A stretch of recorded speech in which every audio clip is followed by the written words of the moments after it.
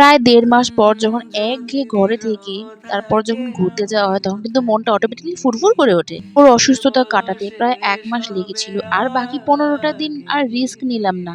কদিন আগে ওর শরীরে যা ধকল গিয়েছে তা থেকে আর রিস্ক পাচ্ছিলাম না আরকি। তারপরে ওর পরিস্থিতি দেখে সবকিছু প্রিকশন নিয়ে সেদিন আমরা গিয়েছিলাম ঘুরতে।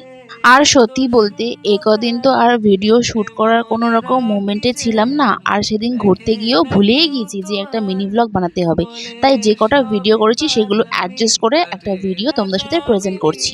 সেদিন ঘুরতে গিয়ে আর কেউ খুশি হোক না হোক, প্রিন্স কিন্তু প্রচন্ড খুশি হয়েছিল। কারণ ১.৫ মাসে একঘেয়ে লাইফ কাটানোর পর যখন ঘুরতে যাওয়া হয় তখন কিন্তু সত্যিই মাইন্ডটা অনেকটাই বেশি রিল্যাক্স হয়ে যায়।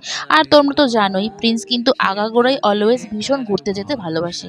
আমরা ৩ জনে তো ছিলামই, তার সাথে গিয়েছিল মা ও বোনরা। বাট আনফরচুনেটলি সেদিন বাবা শিলিগুড়িতে না থাকায় যেতে পারেনি। আর হ্যাঁ, সেদিন আমরা গিয়েছিলাম শিলিগুড়ি থেকে প্রায় ৭ কিলোমিটার দূরে রেস্টুরেন্ট কাম বার যার নাম হলো স্কাই। আচ্ছা আমি বলি কি কি আইটেম।